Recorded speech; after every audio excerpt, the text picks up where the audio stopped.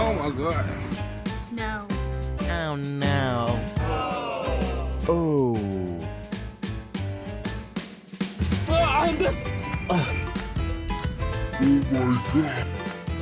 Oh no. Oh my god.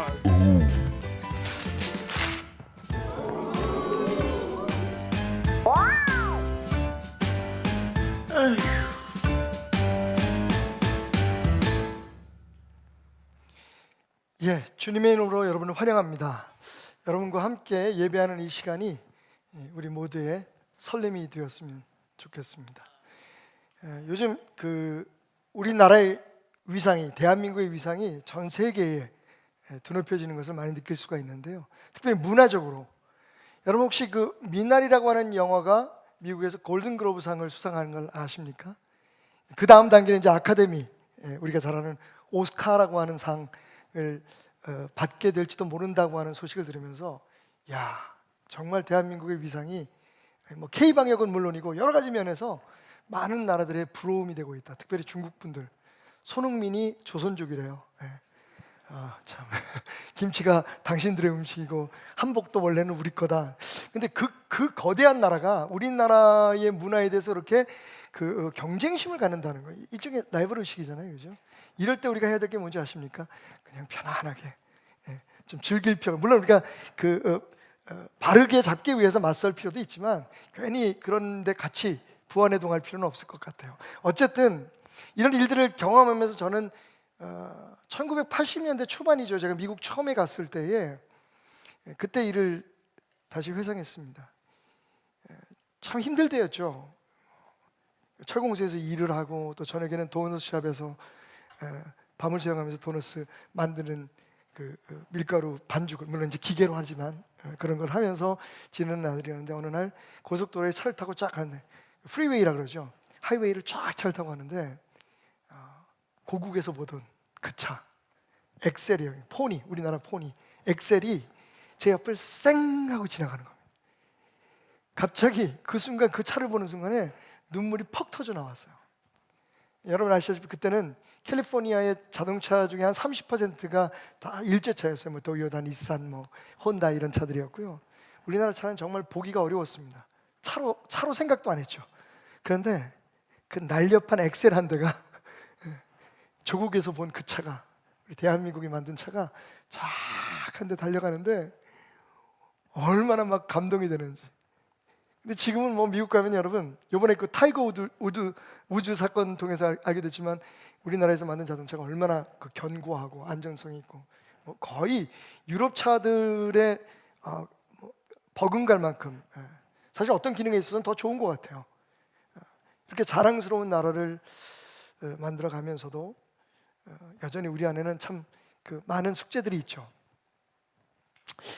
미나리의 쾌거를 보면서 제가 이제 관심 있어 영화에 대한 여러 가지 뉴스들을 검색해 봤습니다. 참 재미있는 뉴스가 하나 있더라고요. 올 청룡 문화제죠. 영화제. 청룡 영화제의 남우주연상을 받은 사람이 누군지 아세요?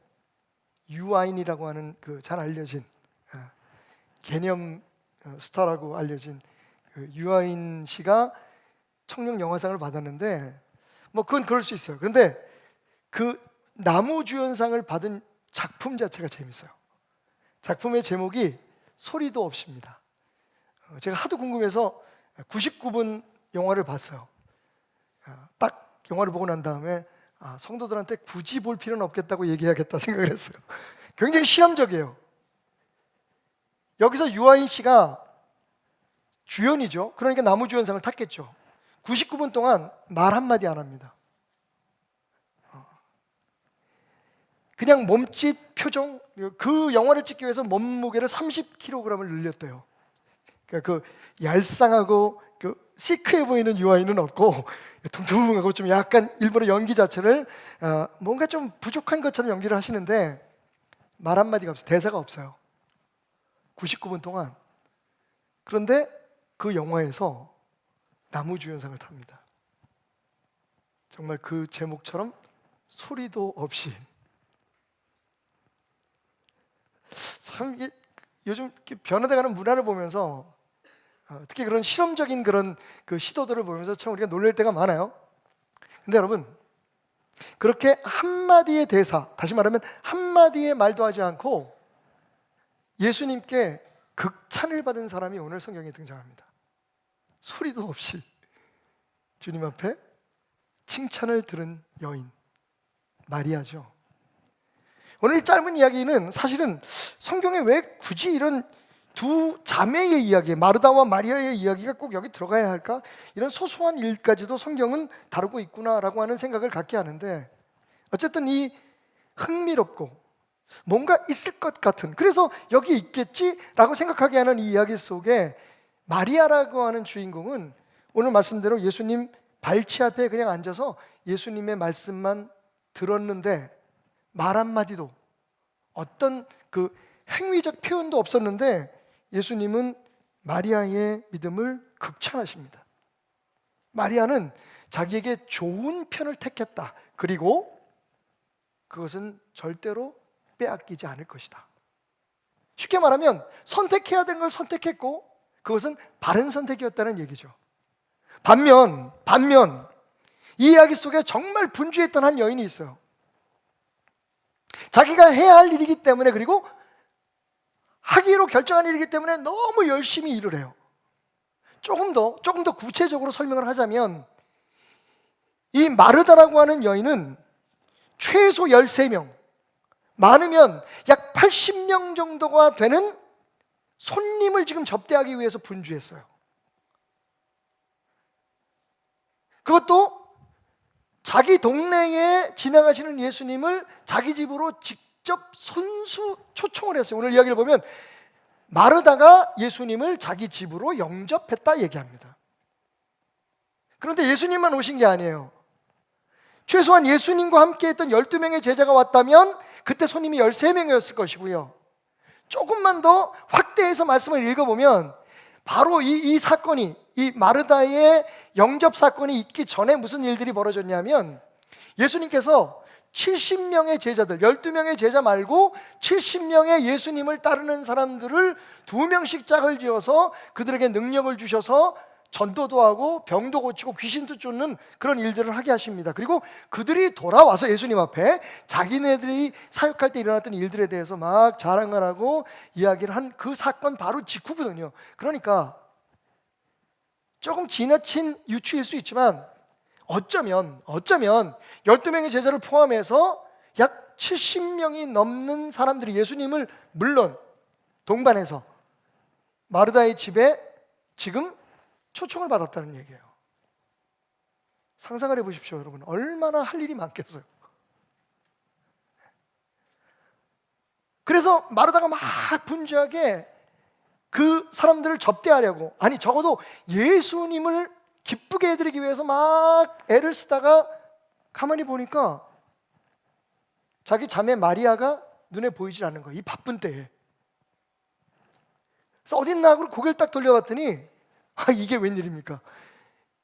예수님 발치 앞에 쪼그리고 앉아서 예수님의 말씀에 귀를 기울이고 있는 거예요.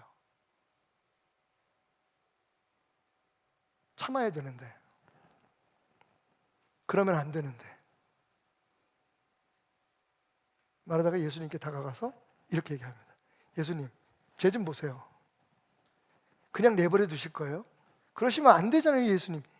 그러니까 사실은 형식 자체는 마리아에 대해서 투정을 부리는 것 같지만 사실은 예수님의 처사에 대해서 마르다가 지금 불평을 하는 거예요. 몇 가지 문제가 있죠. 일단 상황상 그렇게 바쁜데 딱 자매는 둘이에요. 이 집안에 대해서 우리가 집안 내력을 잘 알잖아요. 나사로라고 하는 형제가 있고, 그리고 마르다, 마리아, 이 3남매가 살아가는 집이에요. 누가 마르다의 일을 도와주겠어요? 당연히 마리아가 그 당시에 확실히 구분되어 있는 여성들이 해야 될 일들을 도와줘야 되는 거예요. 부엌에 나와서 음식장 많은 것도 도와줘야 되고, 뭐 음료수도 날라야 하고, 그 다음에 여러분 발도 씻겨줘야 되고, 할 일이 너무 많은 거예요. 근데 마르다가 예수님이 들어올 때부터 예수님 발치 앞에 딱 쪼그리고 앉아서 예수님의 말씀에만 집중하고 있는 거예요. 또 한 가지 문제가 있어요. 그건 그러면 안 되는 상황이었다는 거예요. 왜? 이스라엘도 예전에 남성 중심적인 사회였었잖아요. 지금 여기 13명이든 70명이든 80명이든 온 손님들은 전부 다 남자예요. 그런데 그 많은 남성들 손님 가운데 마리아, 집주인인 여성 마리아가 혼자 그렇게 앉아 있는다는 건 규례상, 전례상, 예의상 절대로 있을 수 없는 일이에요.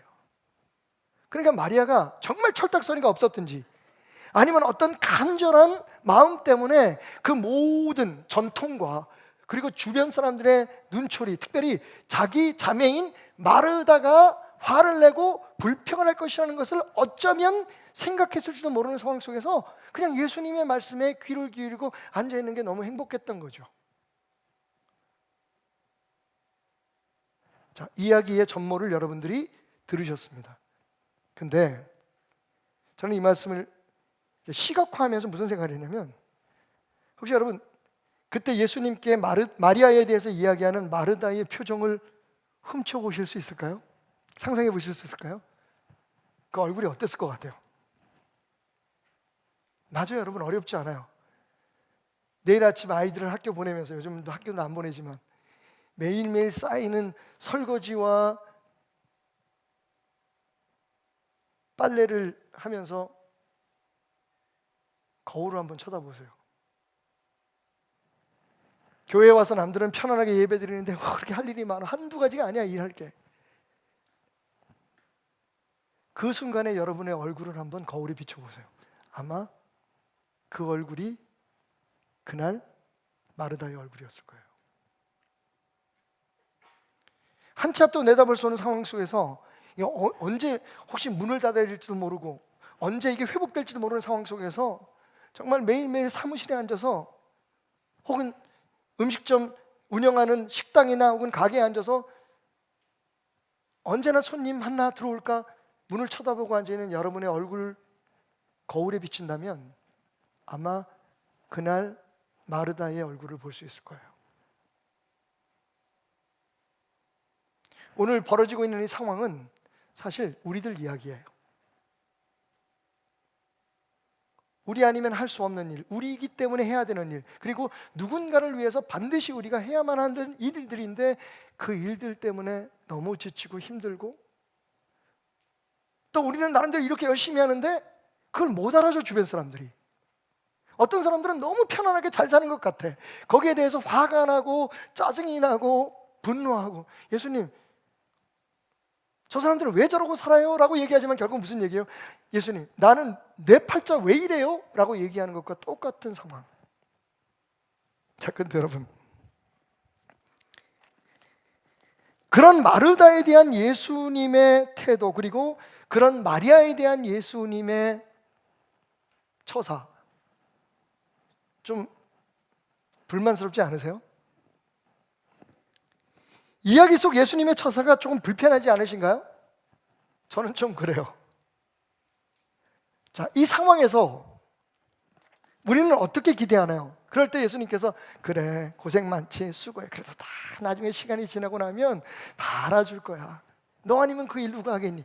이러고 좀 칭찬해 주시고 말하다, 야 마리아야, 너 좀 아까부터 여기 앉아있는데 좀 가서 일 좀 하고 나중에 시간 내가 따로 시간을 할애할 테니까 그때 나하고 얘기하자, 뭐 이렇게 하실 수 있잖아요.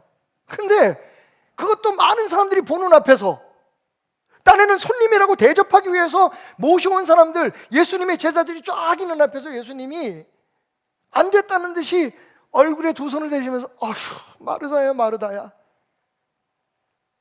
네가 너무 많은 일로 걱정하고 근심하는구나 라고 얘기를 하시는 거예요. 솔직히 말씀 자체로 보면 예수님의 그런 태도에 대해서 이해할 수 없는 부분들이 있습니다. 하나하나씩 좀 꼬집어 볼까요? 첫째, 누구보다도 열심히 일하신 예수님께서 하실 말씀은 아니죠. 너 뭐 그렇게 일을 많이 해? 사실 예수님만큼 일을 많이 하신 분이 어디 계십니까? 지난주에 우리가 함께 공부했던 말씀 기억하시죠?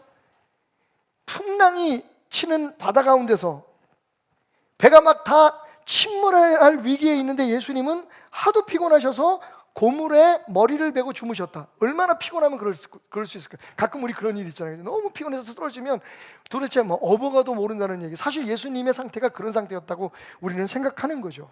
얼마나 피곤하셨으면. 근데 그 피곤하셨을 법한 이유를 말해주는 말씀이 마태복음 8장 16절에서 20절까지의 말씀에 있습니다. 제가 읽어볼게, 들어보세요. 저물 때에 사람들이 귀신 들린 자를 많이 데리고 예수께 오거늘 예수께서 말씀으로 귀신들을 쫓아내시고 병든 자들을 다 고치시니 이는 선지자 이사야를 통하여 하신 말씀에 우리의 연약한 것을 친히 담당하시고 병을 짊어지셨다 함을 이루려 하심이더라. 예수께서 무리가 자기를 애워싸는 것을 보시고 건너편으로 가기를 명하시니라. 한 서기관이 나와 예수께 아뢰되 선생님이 어디로 가시든지 저는 따르리이다. 예수께서 이르시되 여우도 굴이 있고 공중에 새도 거처가 있으되 인자는 머리 둘 곳이 없다 하시더라. 여러분, 상황이 그려지십니까? 저물 때요, 저녁 때입니다. 그럼 낮에 예수님 놀았을까요? 아닙니다. 성경을 계속 읽다 보면 낮에는 낮에대로 수많은 병자들을 고치시고 하늘의 복음을 전하시고 그 많은 사람들을 다 일일이 챙겨주시고 사역을 하셨어요. 그리고 저녁이 되니까 이제 본격적으로 더 많은 사람들이 병든 자들, 그리고 영적으로 심각한 문제가 있는 사람들을 데리고 온 거예요. 이사야의 예언을 보면 여러분, 그 일이 얼마나 어려운 건지 다시 한번 우리가 생각할 수 있어요. 뭐라고 얘기합니까? 그들의 모든 짐을 대신 지셨다 그랬잖아요. 그러니까 그냥 어떤 능력 있는 사람이 자기 능력으로 다른 사람의 문제를 해결해 준 게 아니라 예수님은 그들의 아픔, 그들의 질고를 다 짊어지신 거예요. 그러니까 그 많은 사람의 병자들과 고통들이 예수님의 것으로 느껴질 만한 사역을 하고 계신 거예요, 지금. 그래서 어느 정도 거기에 모인 사람들을 치료하셨어요. 그런데 그 다음 상황은 더 기가 막힙니다. 많은 사람들이 또 예수님을 애워싼 거예요. 일이 끝이 없어요. 그러니까 예수님이 마침내 뭐라고 말씀하십니까? 야, 얘들아, 우리 저기 건너편으로 가자. 이해가 가시죠, 상황이? 정말 쉴 새 없이, 정말 틈도 없이 예수님은 그 주어진 3년도 안 되는 짧은 기간 동안에 이 땅에 오셔서 하셔야 할 일들, 가르쳐야 할 것들 다 하신 거예요. 이렇게 일을 많이 하신 분이 예수님과 비롯해 여러 제자들을 대접하려고 애쓰고 분주한 마르다에게 너 일 좀 많이 하지 말라고 얘기하는 게 말이 됩니까? 예수님이 하신 말씀은 아니죠. 가끔 저도 그렇습니다만 이 말씀을 인용해서 성도들 가운데 교회에서 너무 일에 집중하고 일을 많이 하는 사람들에 대해서 우리가 좀 자중하라는 의미로 이 말씀을 사용하기도 합니다. 예배가 우선이다. 교회에서 너무 일하지 마라, 많이 하지 마라. 근데 사실 또 일해야 될 사람이 안 하면 누가 해요?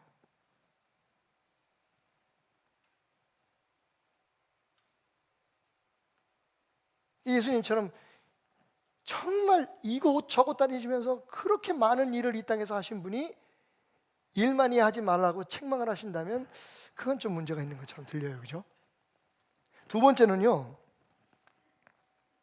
이 상황이 좀 불편한 게, 예수님의 이런 처사가 불편한 게 바로 이 앞에, 지금 우리가 누가복음 10장 38절부터 읽었잖아요. 누가복음 10장 38절 그 이전에 무슨 사건이 있었냐면, 예수님이 우리가 다 잘 아는, 교회 다니는 분들뿐만 아니라 믿지 않는 사람도 잘 아는 선한 사마리아인의 비유를 말씀하십니다. 결론이 뭐예요? 36절, 37절을 보면 예수님께서 이렇게 말씀하시죠. 너희도 가서 이와 같이 하라라고 말씀하세요. 무슨 말이에요? 나하고 상관없는 사람이지만, 그죠? 사마리아 사람이 유대인을 도운 거잖아요. 유대인들 형제도, 그뿐만 아니라 제사장들, 다시 말하면 교회도 혹은 정부도 도와주지 아니할 사람이 있어도 너는 가서 그 사람을 오지랖 넘게 가서 도와줘라, 이래 얘기했잖아요. 그러니까 섬겨라, 관계없는 사람일지라도 내 사랑으로 그들을 섬겨라 라고 말씀하신 예수님께서 지금 열심히 섬기고 있는 마르다에게, 그것도 정말 예수님을 섬기려고 하는, 예수님과 함께 애쓰는 제자들에게 대접하려고 하는 마르다에게 야, 그 섬김 좀 그만해라고 얘기하는 게 말이 되냐고요. 교회에서 일 좀 줄이라는 게 말이 되냐고요. 그러니까 그 얘기는 아닐 거라는 거예요. 결정적으로 이 세 번째 이유는 아마 여러분들도 동의하실 겁니다. 이건 제 아내에게 제가 받은 영감에서 나온 깨달음인데요. 제 아내가 항상 이런 얘기를 하죠. 어지러워 놓는 사람 따로 있고 치우는 사람 따로 있다. 이거 아주 순화해서 드린 말씀이고요. 보통 그 얘기할 때 아내가 이만큼 올라가기 때문에 뭐라고 하냐면 어지르는 놈 따로 있고 치우는 년 따로 있다. 거기서 놈은 누굴까요? 년은 죄송합니다. 근데 가만히 보면 그래요. 아이들, 그리고 모시고 있는 부모님, 각자가 다 자기가 하는 일이 있는데, 오늘 이 자리에 계신 여러 그 주부님들, 어머님들, 그리고 아버지들, 또 섭섭할까, 자식 되신 여러분들, 각자가 생각하기에 왜 이렇게 일이 많은지 몰라요. 내가 할 일이. 그래서 한 번쯤 이런 말 다 하셨을 거예요. 아니, 어지러 놓는 사람 따로 있고 치우는 사람 따로 있냐? 지금 니네들이 할 건 좀 해야 돼. 그러면서도 끊임없이 치우는 건 나야. 여러분, 세상이 그렇잖아요. 우리가 하고 있는 일들은 우리 아니면 할 사람이 없어요, 사실은. 그건 내가 해야 될 일인 걸 알아요. 근데 그걸 하면서 너무 힘든 거예요. 너무 벅찬 거예요. 너무 짜증이 나고 화가 나는 거예요. 해도 기쁨이 없는 거예요.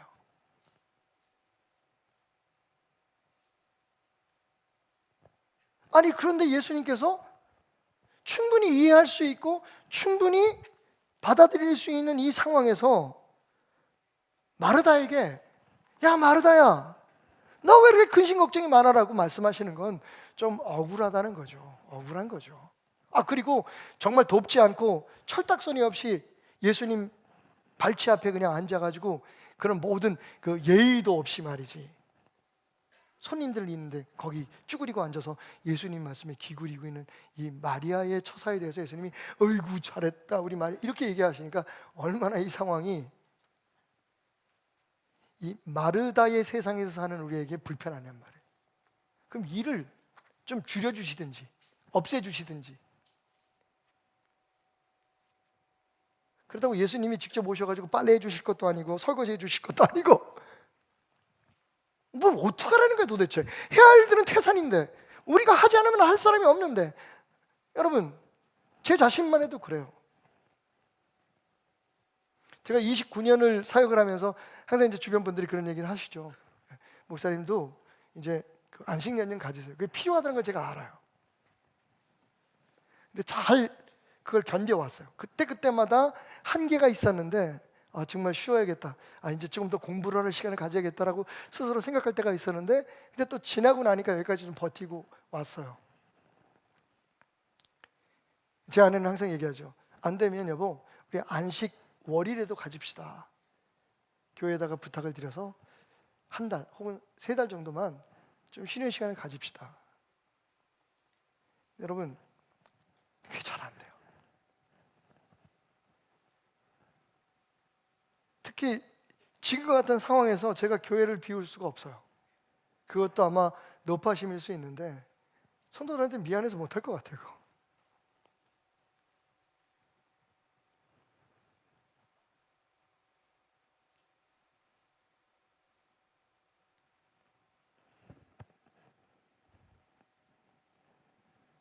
예수님의 이런 말씀이 이해가 안 가시는 분들은 다시 한번 말씀을 저와 함께 보십시다. 그런데 마르다야 마르다야 라고 하시면서 당신의 얼굴에 2손을 대고 마른 세수, 페이스팜을 하신 예수님의 참 뜻은 우리가 생각하는 것과 좀 달랐다는 거죠. 예수님의 마른 세수, 그런 뜻이 아니었구나 라는 것을 깨닫게 됩니다. 자, 41절 보실까요? 주께서 대답하여 이르시되, 자, 우리가 불만을 가는 부분이죠. 마르다야 마르다야, 야! 야단치지 않으셨어요. 마르다야 마르다야, 아이고 얼마나 힘드니, 아마 그러셨을 거예요. 이건 사랑에서 나오는 걱정과 염려에서 나오는, 그러니까 그 마르다의 그런 지금 상태에 대해서 안타까워하시는 마른 세수라고 생각하시면 좋을 것 같아요. 그러면서 뭐라고 말씀하시냐면, 네가 많은 일로 염려하고 근심하나 라고 말씀하세요. 여기 답이 있죠. 네가 정말 많은 일 때문에 이렇게 힘들어하는구나. 야, 일 좀 내려놔. 너 아니면 할 사람 없니? 우리가 보통 그런 얘기잖아요. 근데 솔직히 말해서 나 아니면 할 사람 없어요. 교회도 일하는 분들 보면 꼭 한 분이 하나만 안 하잖아요. 막 두세 가지예요. 정말 말하기는 좋지만 전 진짜 그렇게 원해요, 여러분.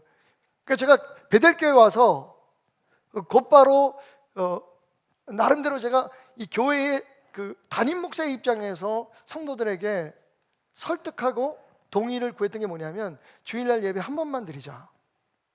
그러니까 교회에서 예배는 여러 번 드리지만 여러분들은 의무 때문에 1부 예배부터 7부 예배까지, 옛날 점심 저녁 예배까지 다 거기 앉아 있어야만 되는 의무감으로 예배 드리지 말자. 그래서 예배 숫자를 조정하고 시간을 조정하고 줄이고, 지금도 그래서 제 주장은 같아요.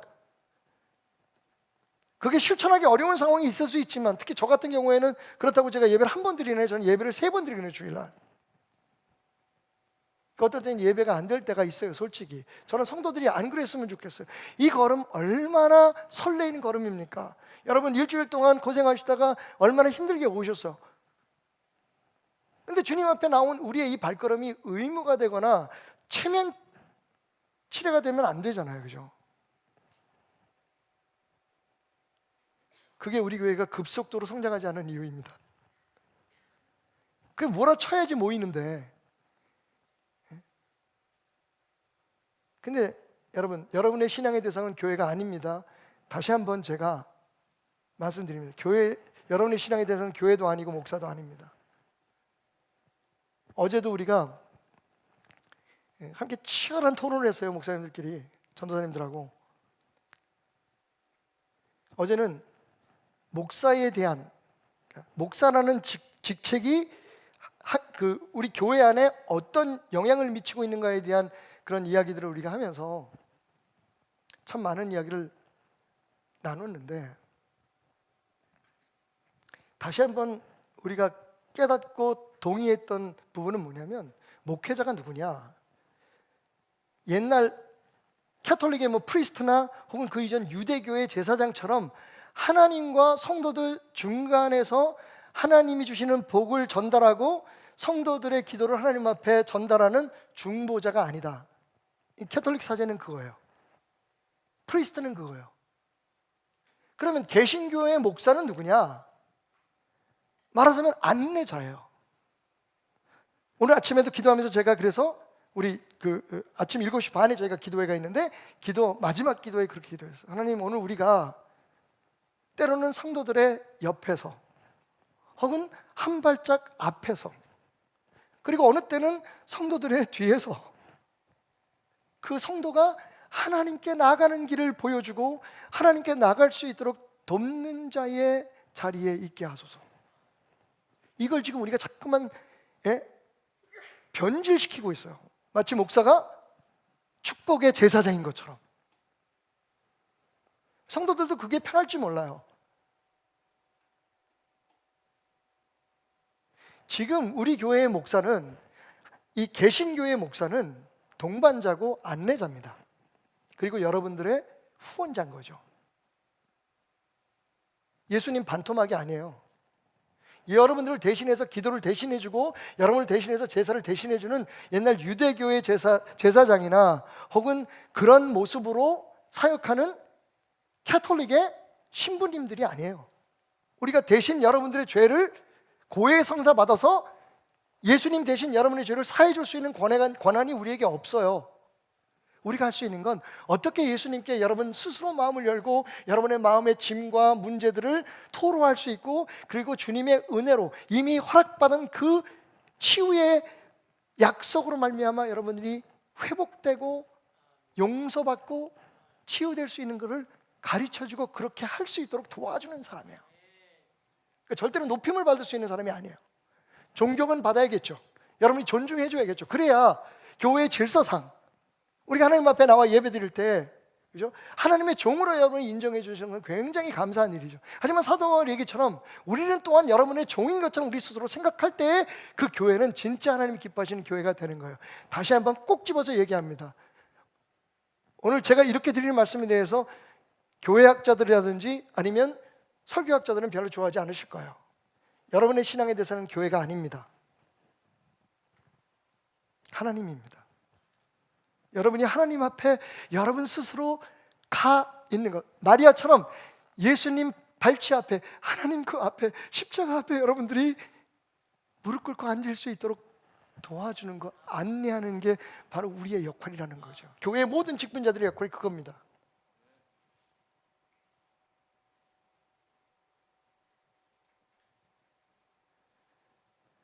그런 우리들에게는 항상 일이 많아요. 때로는 감당할 수 없을 만큼 많을 때가 있습니다. 또 저처럼 교회일 뿐만 아니라 지역 사회 일이라든지 아니면 지역 교회들을 돌보는 일이라든지 아니면 뭐 요즘 우리가 준비하고 있는 코리아 페스티벌처럼 빌그램 전도 집회에 함께 연합할 때 그 일에 몸으로 때워서 일하는, 돈은 별로 없으니까 일단 몸으로 때워야죠. 또 그것도 축복인 것 같아요. 돈만 내고 얼굴도 안 비치는 분들도 되게 많거든요. 이름만 걸고 참여하지 않은 분도 많은데 우리는 이것도 없고 저것도 안 되니까 그냥 몸으로 때워요. 근데 그렇게 나름대로 정말 한국교회를 위해서, 작지만 그게 진짜인지 아닌지 모르겠어요. 어쨌든 하나님의 일이라고 생각하고 우리가 열심히 우리 베델교회 이렇게 일하고 있는데 이제 일 좀 그만해, 일이 너무 많아, 줄여. 되게 듣기는 좋은 소리인데 그럼 누가 해요 그거? 얘가 있어요. 우리가 지금 거의 25년 정도 거의 한 주도 빠지지 않고, 요즘 이제 코로나가 대단해요. 우리의 사역을 멈추게 하다니. 저희가 경북 영천에 있는 정신요양원에 28년을 오고 갔습니다, 여러분. 상상해 가세요. 매 주에 한 번씩. 그리고 부활절하고 추수감사절에는 전교인이 28년을 쉬지 않고 우리가 그 길거리에서 뿌린 돈과 거기 가서 섬김으로, 아시잖아요. 헌금이 나오는 곳이 아니에요. 우리가 다 쏟아놓고 여러분들이 헌금하신 것으로 지금. 근데 사실은 그 자체도 대단하지만 거기를 비가 오나 눈이 오나 명절이 되면 그 밀리는 길을, 예전에는 KTX도 없었어요. 지금 KTX라도 있으니까 정말 하나님 은혜죠. 옛날에는 차를 몰고 가서 6시간 차를 타고 가가지고 새벽부터 가서 1시간 예배 드리고 또 6시간을 타고 올라왔어요. 우리가 다 그렇게 사역을 했어요. 그거를 28년을 하는 정말 징한 교회가 베델교회예요. 근데 이게 너무 힘들어서 우리가 나름대로 생각을 했어요. 한 달에 나가는 돈을 계산해 보니까 우리가 왔다 갔다 하느니 거기다가 교회를 하나 세우면 되겠더라고. 아니면 어떤 교회에서 할 때 우리가 그 돈을 주고 그 돈으로 그 사역을 하게 하면 되겠더라고. 그래서 대구에 있는 교회에다가 부탁을 했어요. 안 됐어요. 왜냐하면 담임 목사가 딱 바뀌시니까 선교 정책이 바뀌어가지고 그다음부터 안 하겠다 그러더라고요. 대구에서 영천까지 얼마 안 걸려요, 여러분. 여기 서울에서 영천 가려면 정말 험한 길이에요. 오래 걸리는 길이에요. 근데 그건 못 하시겠대요. 그래서 끝. 거기다가 그 영천에다가 교회를 하나 세우는데 교회가 목회가 잘 안 돼요. 그러니까 그것도 문 닫아서 끝. 결국은 그래서 우리가 잠시 맡기려고 시도를 했다가 지금까지 서울에서 영천까지 매일 갑니다. 그러면서 뭐라고 얘기하는 줄 알아요? 이건 우리밖에는 할 수 없는 일이다. 하나님이 우리에게 맡기신 일이구나. 다 할 수 있겠지만 우리니까 할 수 있는 일이기도 한 거죠. 똑같아요. 여러분, 지금 여러분들이 가정에서 하는 일, 가족들을 위해서 하는, 사랑하는 사람들을 위해서 하는 일, 그리고 교회에서 여러분들이 지금 섬기고 있는 이 일들, 여러분 아니면 못할 일들 많아요. 당장 우리 정천일 지휘자 아니면 우리 성가대 지휘를 누가 하겠습니까?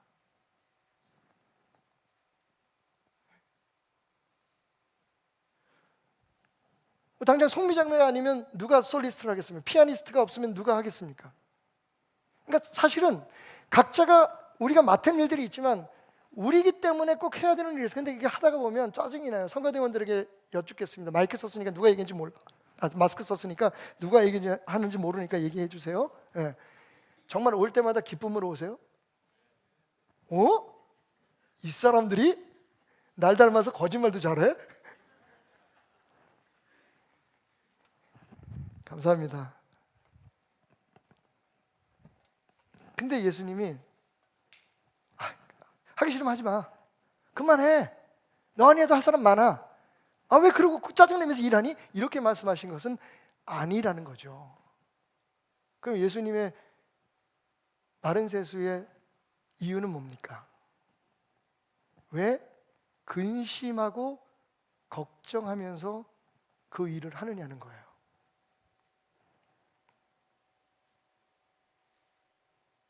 그래서 예수님께서 마르다가 준비한 그 식사를 안 하셨을까요, 그날?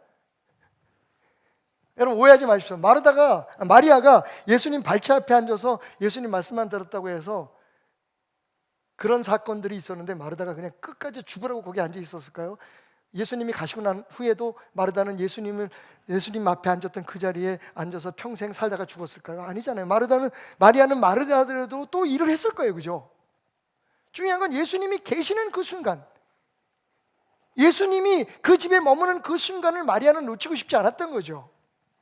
물론 체면 염치도 없고, 그죠? 염치도 없고 좀 예의상 맞지 않지만 그래도 예수님이 지금 요 시간밖에 없는데 내가 요 시간을 놓치지 않아야지.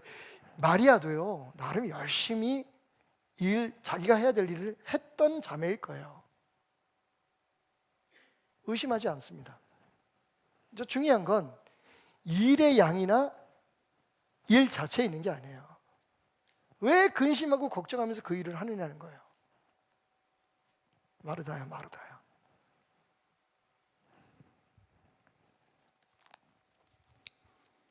요한복음 15장 5절 잘하는 말씀이죠.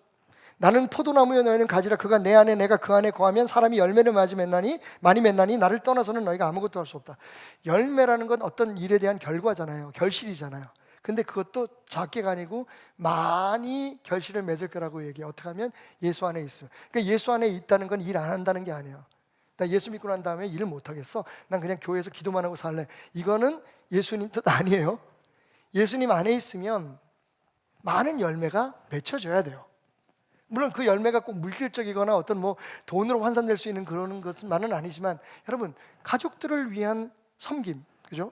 교회를 위한 헌신, 그리고 내가 모르는 어떤 이웃들에 대한 도움, 이 모든 것들이 다 예수 안에 있을 때에 많이 맺혀지는 우리의 삶의 결과라는 말이에요. 그러니까 예수 안에 있으면 일 안 하는 게 아니라 예수 안에 있으면 일을 해요. 근데 뭐가 다르냐? 요한복음 15장 11절 이어지는 말씀에 보면 내가 이것을 너희에게 이름은 내 기쁨이 너희 안에 있어 너희 기쁨을 충만하게 하려 합니다. 이게 다른 거예요. 해야 할 일들은 계속 해야 돼요, 여러분. 예수 믿는다고 말씀드렸던 것처럼 베드로가 천국에 있던 베드로가 내려와서 우리 밤새도록 그 설거지를 대신해주고 가거나 빨래를 다 비워주는 거 아니에요. 우리가 모셔야 될 부모님을 대신 모셔주거나, 여러분 예수 믿는다고 그런 일들 안 일어나요. 오히려 우리 보고 그 일을 하라고 말씀하세요. 야, 저 집 혼자서 힘들다. 야, 너 가서 좀 도와줘라. 저 집에 치매 걸린 부모님이 계신다. 너 가서 좀 도와줘라. 저 집에 지금 애를 낳는데 아빠가 어디 멀리 가 있단다. 그 가정 좀 도와줘라. 아니, 오히려 우리에게 주님을 믿으면 그 일을 하라고 그러세요. 더 많은 섬김을 요구하세요. 우리의 일을 덜어주는 게 아니라. 그런데 뭐라고 말씀하시냐면 내 안에 머물면서 섬기고 일하고 마땅히 해야 될 일에 대하여 충성을 다하는 자는 나의 기쁨을 그 안에 있게 해서 그도 기쁨으로 그 일을 할 수 있도록 하시겠다고 말씀하시는 거예요. 그러니까 문제는 일이 아니에요. 그 일을 하면서 느끼는 우리의 부담이에요. 바로 결론으로 들어갑시다. 그래서 예수님의 말씀이 오늘 저와 여러분에게 주는 깨달음은 뭡니까? 이걸 한번 따라해 보시면 좋겠어요. 따라합시다. 말 앞에 수레를 달지 말자. 서양 속담이죠. Don't put the cart before the horse. 여러분, 말이 끄는 수레 있죠? 수레를 말이 끄는 거지 수레가 말을 끄는 게 아니죠. 어떤 바보 같은 사람이 말이 끄는 수레를 준비하면서 말 앞에 수레를 다는 사람이 어디 있습니까? 말이 수레 앞에 있어야 말이 수레를 끌고 가는 거지, 수레가 말 앞에 있으면 움직이지 못하는 거죠. 짜증만 나는 거죠. 힘들기만 하는 거죠. 물론 뒷걸음질을 칠 수 있을지 모르겠지만, 지금 주님께서 예수 믿는 너희들이 세상 사람과 다르게 살아야 될 일은 말과 수레의 위치를 정확히 알고 있다는 것이다라는 겁니다. 수레는 움직여야 돼요, 여러분. 어떻게 하겠습니까? 요즘 이른 아침에 아내와 함께 간단한 시리얼이라든지 아니면 빵 한 조각 같이 먹으면서 아이들이 일어나기 전에, 어머님 기침하시기 전에 아내와 함께 커피를 마시면서 이런저런 이야기를 하는 그런 좋은 습관이 저에게 생겼는데, 하루는 커피를 이렇게 마시다 보니까 제 아내가 두 손으로 얼굴을 가리고 깊은 한숨을 쉬더라고요. 말이 없어도 무슨 상황인지 알 것 같았어요. 그리고 한참 동안 제가 사진을 찍어서 제 아내에게 하나 보내주고, 이게 당신의 지금 모습이야. 그리고 제가 지금 하나 간직하고 있어요. 너무 미안했어요. 근데 제 아내에게뿐만 그런 건 아니에요. 제 아들에게도, 사위에게도. 그러니까 지금 이 어려운 상황에서 내가 해야만 하는 그 일 때문에 얼굴을 가리고 마른 세수를 해야 되는 모든 사람들의 아픔인 거죠. 그래도 하루를 살아가야 돼요. 또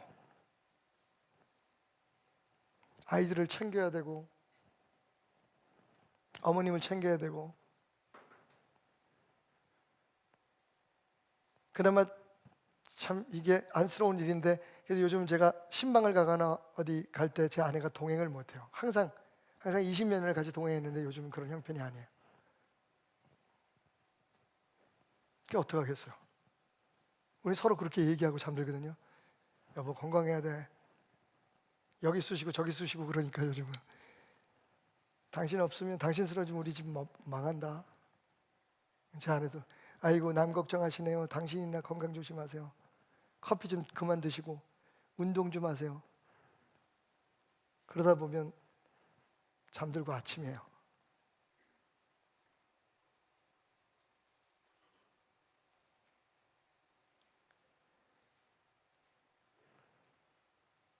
저는 상상해봐요. 다른 가정도 비슷할 거야. 그렇게 표현하는 가정이 있고 그렇게 안 하는 가정들도 있겠지만, 또 나가서 일해야 되잖아요. 손님 하나도 없는 가게를 지켜야 되잖아요. 근데 그러면서 우리가 그렇게 해야 되는 목적을 놓칠 때가 많아요. 그리고 집에 와서 짜증내요. 아씨, 내가 왜 하루 종일 이러고 일했는 줄 알아? 내가 왜 그 수모를 당하면서 직장생활 하는 줄 알아? 아이고 그래, 저 혼자 일 다 한다. 한번 나하고 바꿔볼래? 집에서 빨래하고 애들 챙기고 때마다 식사 준비하고 해볼래?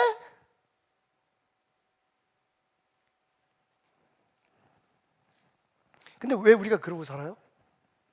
이유가 뭐예요? 보세요. 마르다가 예수님 초청해서, 성경 보면 예수님을 직접 초청했다, 영접했다 그러잖아요. 오라 그래서 예수님 그 피곤하시고 힘드신 일 가운데 지금 제자들과 함께 쉬십시오라고 모셔놓고는 예수님 되게 불편한 자세를, 지금 상황을 만들잖아요. 이게 대접이에요? 정말 예수님이 원하는 대접이 그거겠어요?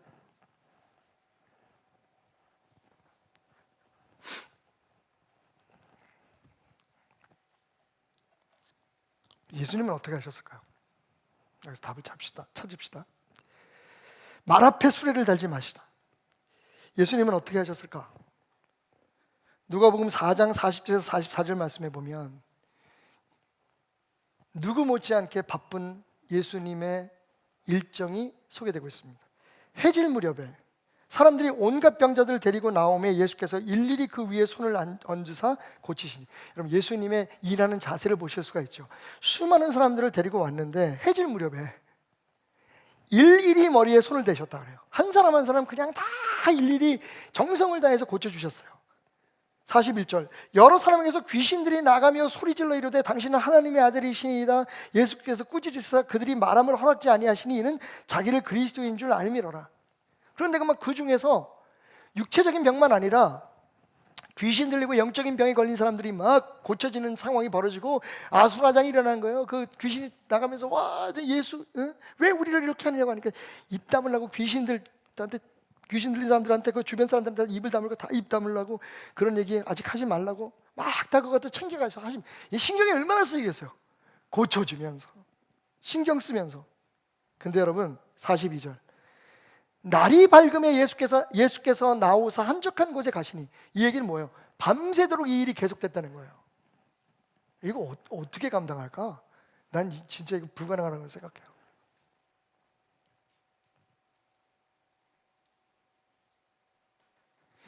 밤부터 시작된 그 치유 사역이 끊임없이 한 사람 한 사람, 그것도 영적으로 육체적으로 여러 가지 마음의 상처 이런 것들 치유하는 작업이 새벽까지 밤새도록 이루어졌는데, 예수님께서 마침내 어떻게 해요? 나오사, 이게 뭐예요? 그 많은 사람들이 모여서 막 그 아수라장이 된 그 상황에서 스스로 피해서 나오셔서 한적한 곳에 가셨다. 근데 사람들이 그냥 두나요? 그 다음 절은 이렇게 얘기해요. 무리가 찾다가 만나서 자기들에게서 떠나지 못하게 만류하였다라고 얘기합니다. 그러니까 예수님이 한적한 곳에 가셨는데 거기까지 쫓아간 거야. 지겹다, 진짜 지겹다. 지금 그게 우리의 삶이잖아요, 그죠? 밤새도록 해도 끝이 없어. 오늘 버티고 내일 버티면 끝이 있으면 좋은데 끝이 없어. 그래서 조금 쉬려고 하면 그것도 쉴 시간도 안 줘. 이거 어떻게 살라고? 예수님께서 이렇게 말씀하시죠. 예수께서 이르시되 내가 다른 동네들에게서도 하나님의 나라 복음을 전해야 하리니 나는 이 일을 위해 보내심을 받았노라. 그리고 갈릴리 여러 회당에서 전도하셨다. 그러니까 예수님이 그 상황에서 벗어나셔서 휴가를 가신 게 아니에요. 쉬신 게 아니에요. 일을 놓으신 게 아니에요. 은퇴하신 게 아니에요. 어떻게 했다고요? 또 다른 곳에 가서 똑같이 밤을 새면서 하루 종일 또 그 일을 하시는 거예요. 어떻게, 그죠? 어떻게? 예수님이니까. 근데 거기 하나의 비결이 있어요. 같은 사건을 기록하고 있는 마가복음에 보면 마가복음 1장 35절에 같은 사건이에요. 새벽 아직도 밝기 전에 예수께서 일어나 나아가, 자, 예수님께서 그 무리들 가운데 나와 한적한 곳에 가셨다는 그 말씀을 구체적으로 뭐라고 마가는 얘기하냐면 한적한 곳으로 가사 거기서 기도하시더니 라고 얘기하고 있어요. 그리고 또 하루가 시작되는 거예요. 예수님의 힘이 어디서 왔다고요? 그 일을 그만두는 데서 온 게 아니에요. 그 일을 정리하는 데서 온 게 아니에요. 왜? 예수님은 그 일을 하기 위해서 오신 분이에요. 우리가 해야 될 일들이 있어요. 자식들을 기르고 부모님을 보양하고 우리의 삶 속에, 그죠? 사회적으로 교회적으로 해야 될 일들이 있어요. 그 일을 정리하는 게 답이 아니라는 거예요. 흔히 말하는 것처럼 우선순위를 논하는 게 아니라 여기서 중요한 건 영적인 웨이아웃이 있다는 거예요. 영적인 솔루션이 있다는 거예요. 그게 뭐냐 하면 그 어려운 복잡한 많은 일 가운데 잠시 멈춤. 무엇을 위해서? 주님께서 공급하시는 힘, 기도를 통해서 주님 안에서 누리는 치유와 회복의 시간들을 놓치지 마라. 이게 우리의 삶의 말과 수레라고 하면 말인 거예요. 하나님의 사람과 하나님의 사람이 아닌 사람의 차이가 뭘까요? 바로 이 한적한 주님과의 시간, 주님과 함께하는 이 고요한 시간, 주님의 보좌 앞에 내 마음을 쏟네. 바로 그 시간. 근데 참 희한한 게 많은 그리스도인들이 이 시간을 필요 없다고 생각하든지 아니면 무시하든지 갖지 않아요. 계속 일하면서 마르다처럼 짜증 부리고 투정 부리고 불평하고 힘들어하고, 주님 말씀하세요. 나도 그래. 나도 힘들어 죽겠어. 근데 내가 이걸 어떻게 또 하루를 이겨내고 살아내고 또 이렇게 벅차고 힘든 내 사명을 감당해낸 줄 알아? 나는 아무리 바빠도 정말 힘들어서 죽겠으면 그 시간에 잠깐 시간을 비워서 하나님 아버지 앞에 앉는단다. 그분의 능력과 그분이 주시는 기쁨과 그분이 주시는 평안함이 없이는 내가 더 이상 살아갈 수 없기 때문에, 여러분,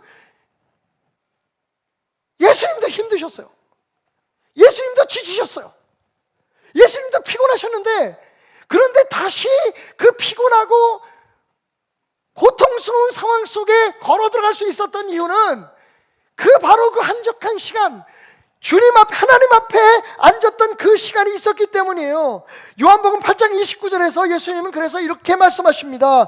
나를 보내시는 이가 나와 함께 하시도다. 내가 지금 이렇게 살아갈 수 있는 건, 이렇게 사역할 수 있는 건, 이 모든 어려움들 속에서도 내가 기쁨으로 이 일을 감당하고 포기하지 않고 이 일을 할 수 있는 그 능력이 어디서 오냐? 하나님 아버지가 나와 함께 하시기 때문이다. 아멘. 그러면서 말씀하십니다. 나는 항상 그분이 기뻐하시는 이 일을 행함으로 나를 혼자 두지 아니하신다. 여러분, 이게 답이에요. 우리의 문제는 정말 힘있고 능력 있는 말을 키우면서 그 말을 수레 뒤에, 우리의 삶의 그런 짐과 문제라는 그 뒤에 묶어놓는다는 거예요. 신앙이 왜 필요합니까? 지난주에 설교에 이어서 여러분에게 도전합니다. 믿음이 왜 필요합니까? 여러분의 교회 생활은 뭐 때문에 쌓아놓은 거예요? 여러분의 헌신과 공력은 무엇을 위해 필요한 겁니까?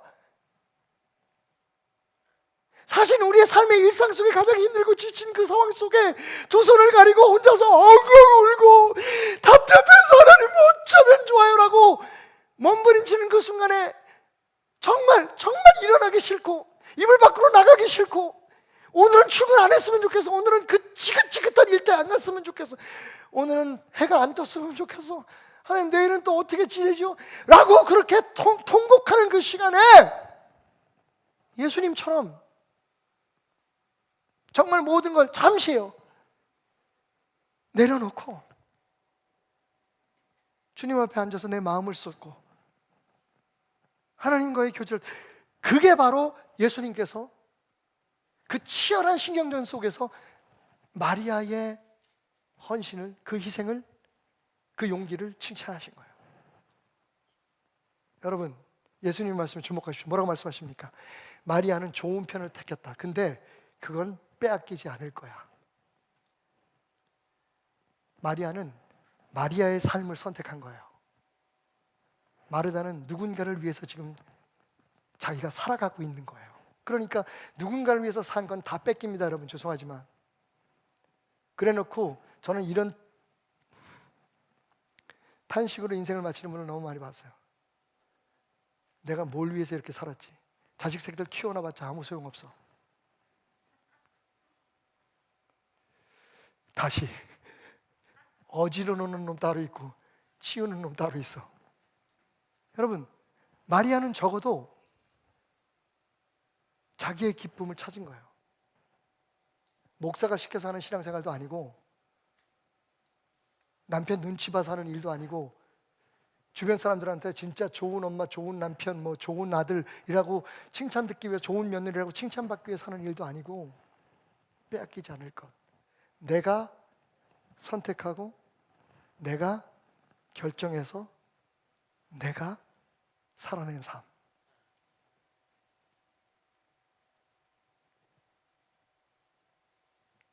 예수님 발 앞에 앉아야만 보이는 게 있어요. 지금 제 말을 여러분의 삶에 바로 적용을 해보세요. 여러분 너무 바쁘세요. 바쁜 건 좋은데 여러분 너무 힘드세요. 힘든 건 저도 이해하는데 여러분 기도 너무 안 하세요. 멈춤이 없어요.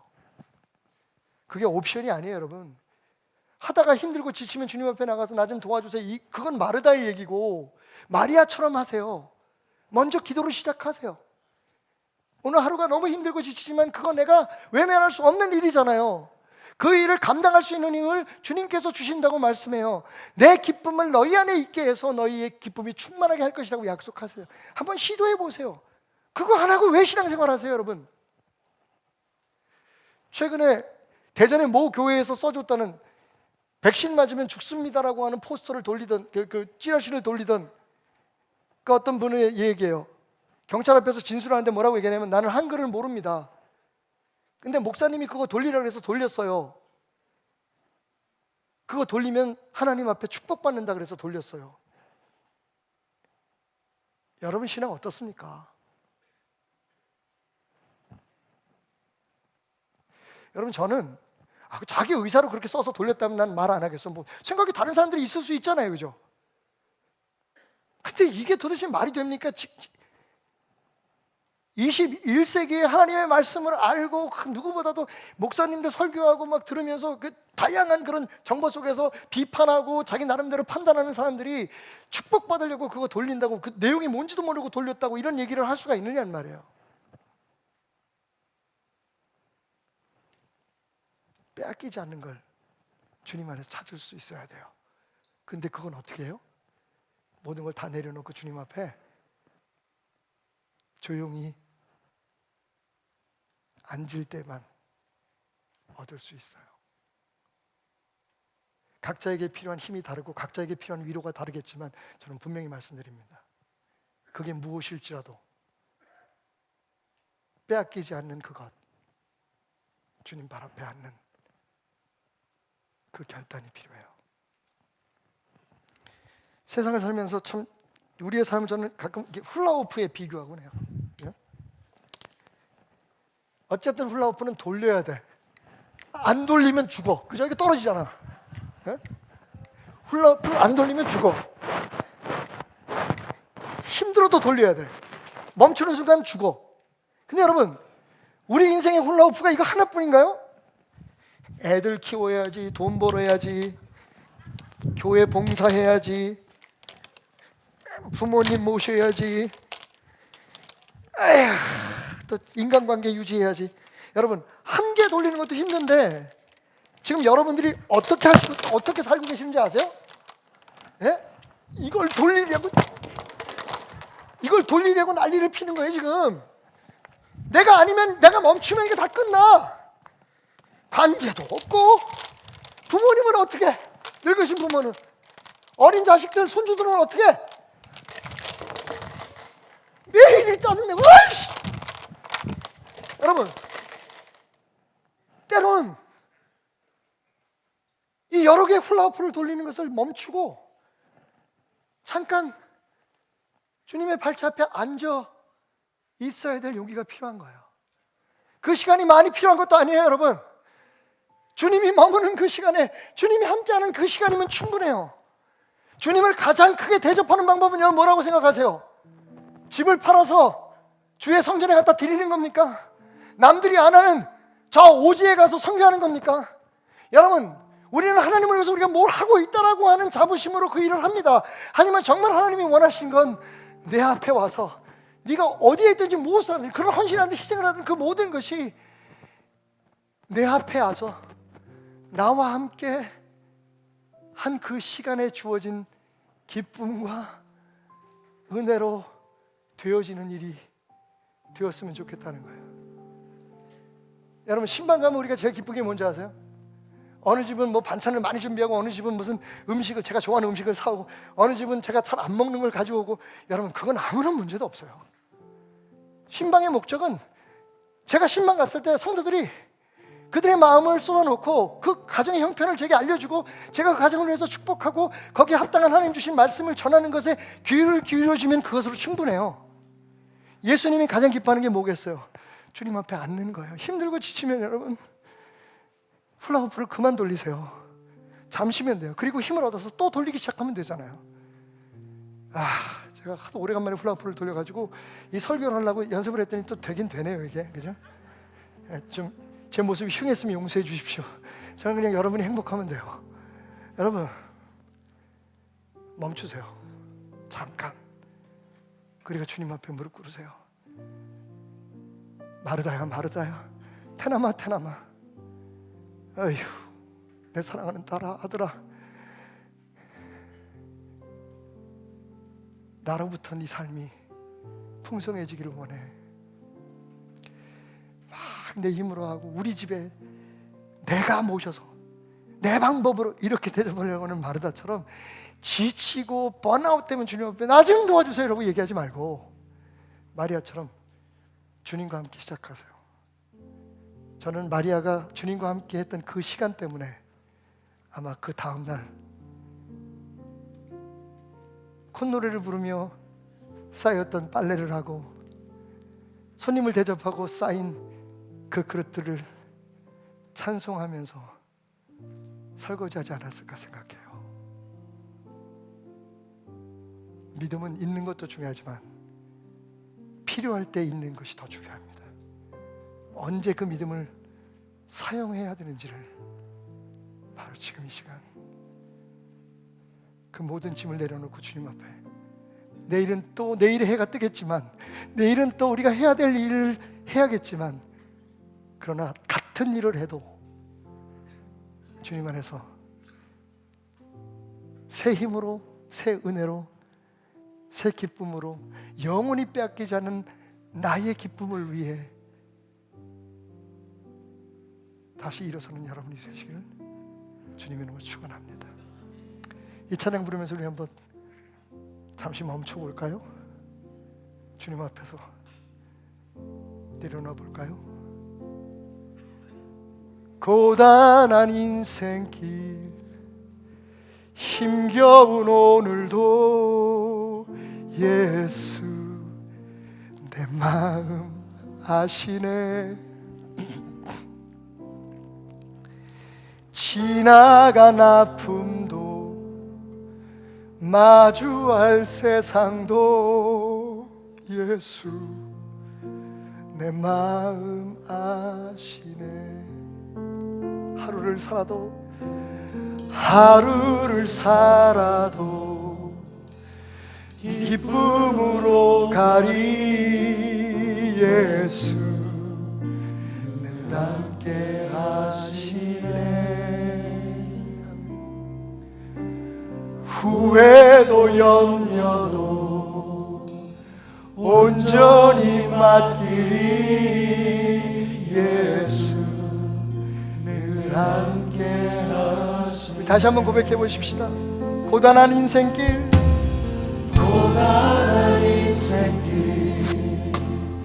힘겨운 오늘도 예수 내 마음 아시네. 지나간 아픔도 마주할 세상. 제가 가사를 불러드릴 테니까 눈을 감고 기도하는 마음으로 여러분의 가슴에 손을 얹고 상처받은 당신의 가슴을 향해서 마음을 향해 찬양합시다. 하루를 살아도 기쁨으로 가리 예수 늘 함께 하시네. 후회도 염려도 온전히 맡기리 예수 늘 함께 하시네. 믿음의 눈들어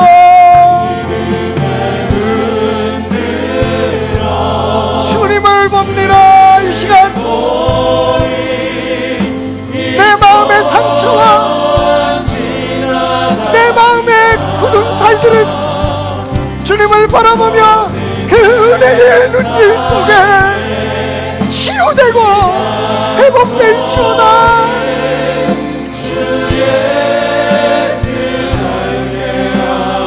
믿음의 눈을 들어서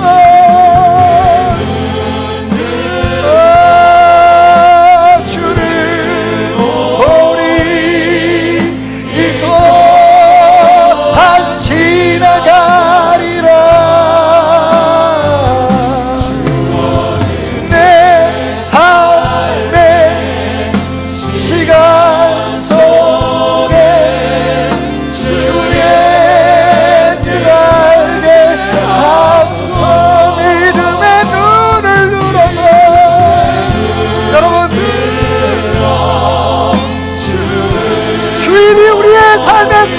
찬양합니다. 주님이 창조하신 그날이 우리의 첫날입니다. 에덴 동산의 그날이 우리의 첫날입니다. 주님과 함께 시작하십시오. 힘들고 어려운 그날들을 주님 앞에서 시작하는 훈련을 하십시오. 주 믿음에 눈 들어서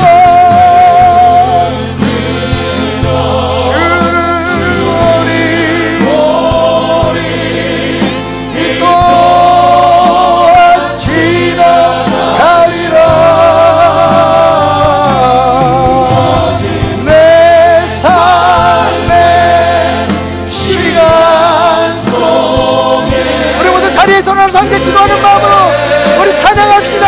이 찬양으로 모든 무거운 힘들을 주님 앞에 내려놓읍시다. 하나님가 여기 왔어요. 하나님가 여기 왔어요.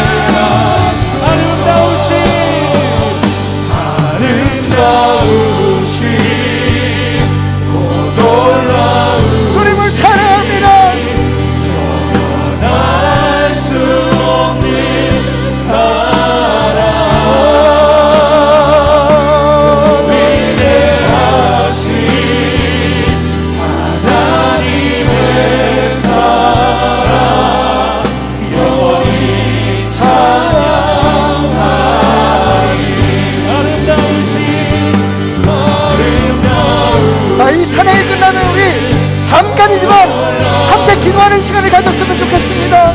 여러분, 힘들고 지친 마음, 그러나 내일도 다시 우리의 삶을 짓누르는 수많은 삶의 문제들을 주님 앞에 내려놓읍시다. 주님 앞에 드리십시다. 주님 약속하셨습니다. 수고하고 무거운 짐진 자들아 다 내게로 오라. 내가 너희를 쉬게 하리라. 내 멍에를 메고 내게 배우라. 주여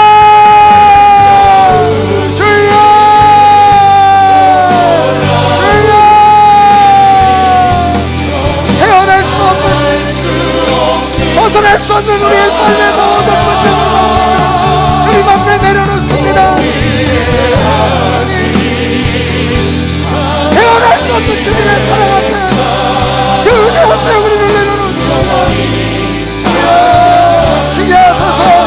오 주님, 평안하게 쉬게 하소서.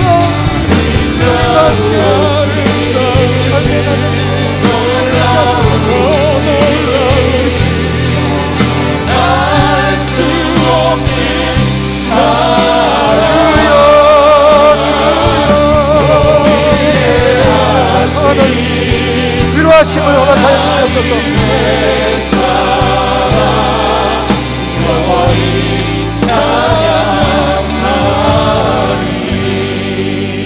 목소리로만 고백하겠습니다.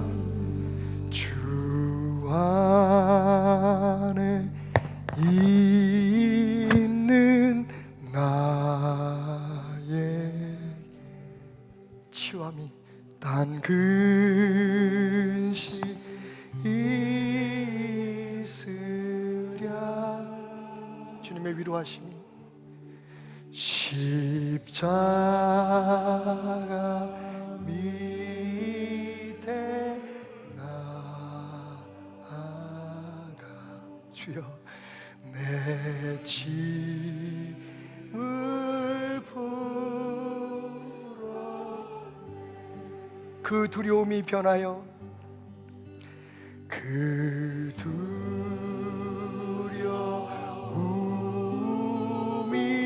변하여 내 기도 되었고 내 기도 되었고 전날의 한숨이 전날의 한숨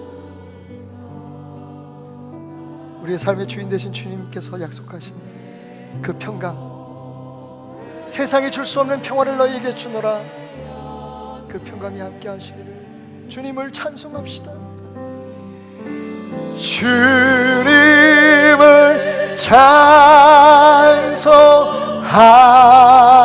찬송하면서 아멘 할렐루야 할렐루야 내 앞길 멀고 마지막 내 앞길 멀고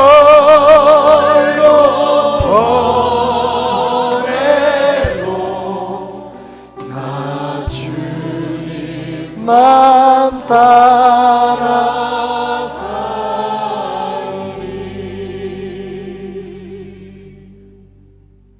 사랑하는 아들아 사랑하는 아들아 사랑하는 딸아 내 딸아 힘들지? 나도 안다. 근데 네가 한 가지 잊어버린 게 있어. 네가 힘들고 어렵고 짜증나고 어쩔 수 없는 그 상황에 몸부림치는 그 순간에 왜 너와 함께하는 나를 너는 외면하니? 너 요즘 기도 시간이 줄었더라? 너 요새 예배 드리는 자세가 흩어졌더라? 올 한해 말씀 통독한다고 약속했던 거 너 잊었니? 나는 처음부터 그것으로 내가 기뻐할 거라고 얘기하지 않았다. 그걸 통해 네가 내 곁에 있다는 게 나는 행복했고 그래서 내가 너를 도울 수 있다는 게 기쁨이었단다.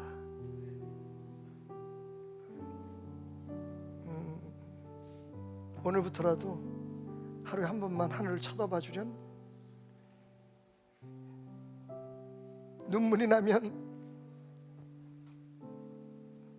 아파서 견딜 수 없거든. 조용히 네 방에 들어와서 사람들 앞에서 화내고 짜증 부리고 투정 부리고 불평하고 하기 전에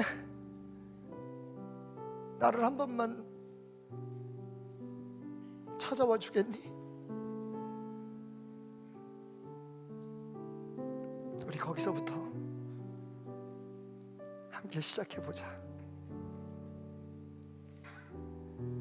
10개, 20개의 훌라후프를 한꺼번에 돌리는 건 능숙한 사람이 아니면 못해.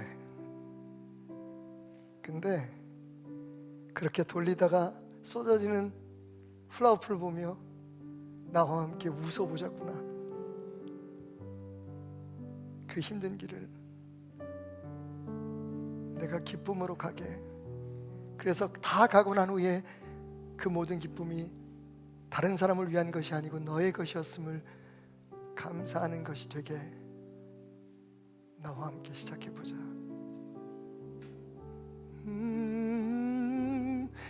내 앞길 멀고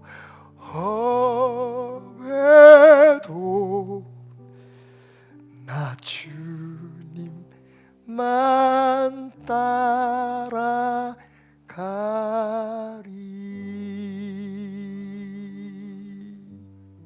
드려진 예물 온라인 오프라인으로 드린 정성과 마음, 이 예배, 눈물, 설렘, 기쁨, 염려, 근심, 깨어진 계획까지도 주님 다 받아주시고 주님 찾아와 이 시간 고요히 주님 앞에 그 마음을 쏟고 삶을 내려놓는 베델의 성도들과 함께 하시고 축복하소서. 가정이라는 짐, 사역이라는 짐, 세상이라는 짐 함께 지고 가심을 우리로 알게 하소서. 혼자가 아니라는 걸 잊지 않는 하나님의 사람들 되게 하소서. 예수님의 은혜와 하나님의 사랑과 성령님의 인도 역사하심이 영원히 함께 하시기를 축원하옵나이다.